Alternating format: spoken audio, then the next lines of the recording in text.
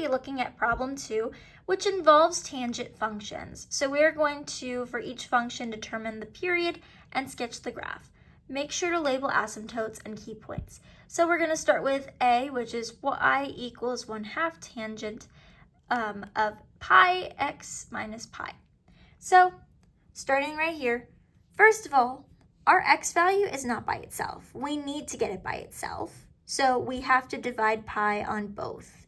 And we get this final of y equals 1/2 tangent of pi of x minus 1. Now you may be asking, what is the period of this function? Well, with tangent functions, it's going to be pi over k. Well, our pi is at the top, but what's k? Well, k is that pi, so pi over pi, which is 1, so our period is just 1. Now we can graph since x is by itself. So let's flip and start with our first step of graph. So we have y equals tangent of x. Our asymptotes or vertical asymptotes for a typical tangent function is going to be pi over 2, 3 pi over 2, negative pi over 2, negative 3 pi over 2, and in between is going to be pi and negative pi, which is where the tangent graph is going to happen, and at the 0 origin as well. Now for step 2, we have a tangent x minus 1. That's a horizontal shift to the right by 1. So all we're doing is we are just adding 1 to each of those asymptotes, including the pi, and subtracting 1 to each of the asymptotes and the pi, and it just looks the same, but the actual values on the line are different, okay? So we did that right here, okay? So our next part is step 3, and step 3 is y equals tangent of pi times x minus 1. This is a horizontal shrink by pi. So basically what's going on here is we divided by our k, which is pi. And so we divided the asymptotes, and we got for pi over 2, 1/2, and for 3 pi over 2 is 3 over 2. So we can see that there. And then we also divided the pi, and we got 1. But we have another thing to do. We have to add 1, because remember, it's an x minus 1. So then we finally get our final results. We just take these guys and add them by 1. And now we can see that for pi over 2, we have 3 over 2. For pi is 2. And for 3 pi over 2 is 5 over 2. Same thing on the other side, but negative. And that is our graph. All right. And then if we flip to the next page, we have our step 4. Our step 4 is right here where we have a half now. So y equals 1/2 tangent of pi times x minus 1. That's a vertical shrink by 1/2. And so we can see here that with vertical shrinks and stretches, nothing changes. It's just that the graph, like with a shrink, is it's going to get, I think, a little bit wider than a typical, like a 1. If it was a vertical stretch by 2, that would have got more steeper. But this one's kind of more wider. But you can't really see it because this is just a rough sketch of what's going on. And I apologize, this right here is supposed to be a 5 over 2. My pen is kind of being funky. So yeah. All right, so now we're going to move on to our B, which is y equals negative 2 tan of 2x minus pi over 3. So with this guy, we don't have the x by itself, and we need it by itself. So we divide by 2 on both sides, and we have to do this keep, change, flip thingy. But then we finally get y equals negative 2 tangent of 2 times x minus pi over 6. Now we can finally find the period because our k is now clear to us what it is. So pi over k is just pi over that 2, which is the k. And we got our period of pi over 2. All right, so now we can start on our individual steps. So here is just like we've talked about in the earlier example, y equals tangent of x, okay? Just typical, the asymptotes are pi over 2, 3 pi over 2, and what's in the middle where the graph is actually going to, go through the x-axis is pi. And the same thing over here, but just negatives. Now we have our next step where it's a horizontal shift right by pi over 6.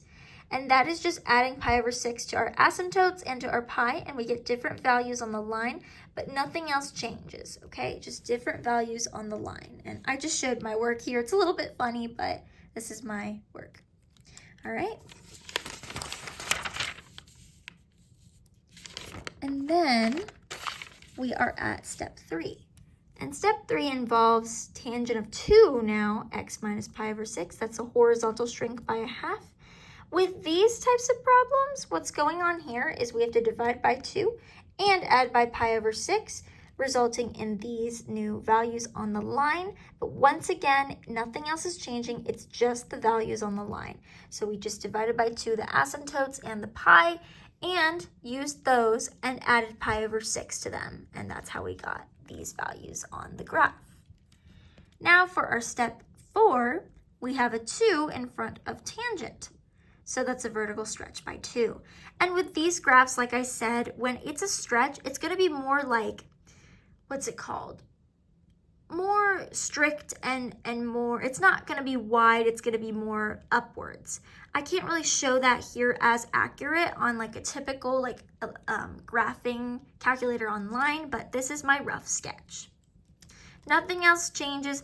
And also to just talk about, tangent doesn't actually have an asymptote, but on the book you can see that they write a 2 and a negative 2. I think it's just a reference that there's a stretch or a shrink. Okay, and for our last step is the negative, which is a reflection over the x-axis. So everything's going to be the same, but instead of the tangent graphs looking something like these lines going like this, now they're going to go like this, all right? And that is the full complete problem 2 with A and B. All right, so now we're moving into something different a little bit compared to the past 2 problems that we've been doing. Those ones involved graphing, but problem 3 involves special right triangles, okay? So we are going to find the side labeled x of the following 4 triangles, A, B, C, and D. Those are the problems. Using trig functions is totally accepted. Also, you may use trig functions or the special right triangle ratios. For me, I preferred to use the special right triangle ratios. You can see we have a 30 to 60 to 90 and a 1 to square root 3 to 2, and the 45 to 45 to 90 degree 1 to square root of 2. I will explain further once we get to that point. So let's start. All right, so we have A, and we are trying to find this x value, okay? So I'm gonna talk about this recall to just remember some important things about special triangles. So let's further talk about that. So over here, when we have like that 30 degrees, the opposite side of 30 degrees is the short side. For 30 degrees, think 30 is smaller than the 60 and the 90, so it's the short side. And for that, it's just going to be s. We're not doing anything to the s, it's just simple s number, constant, whatever it is. Then for the actual hypotenuse, we're doing 2 times that s, that constant. And then for the long side is s square root 3. This is a 30 to 60 to 90 degree because we have a 30 degree and this would have been a 60 and this is a 90. So we have a 1 to square root 3 to 2 ratio. And we can see this as 1 to square root 3 to 2 ratio. So over here we did that. So what we did is pretty much we just first of all we tried to find the hypotenuse, right? Because we need the hypotenuse in order to find that short side. So, oh wait, I'm so sorry, excuse me, my bad. 2s equals the hypotenuse. We have the hypotenuse, but we can use it to find the short side. So we do 2s equals hypotenuse. So 2s equals 25 because we were given that 25, right? So we divide 2 on both sides and we get that the x, or the short side, s, is 12.5. That's our x. And then just for, extra, what I did is I wanted to do the 12.5 square root 3, 12.5 times square root 3, because that's how you find the long side, and that's my work right there. So now we're going to be talking about the B problem, which looks something like this. or we just did this one, right? And now we're doing this one. So in this case, we have a 60-degree angle. We're going to recall that the opposite side of a 60-degree angle is a long side. It's just going to be L. It's just going to be a constant. We're doing different letters for a purpose of just understanding they're different, right? And then for the actual short side, which would have been where the 30-degree is, again, this is a 30 to 60 to 90-degree special triangle. The short side would have been L divided by the square root of 3, so the constant divided by square root of 3.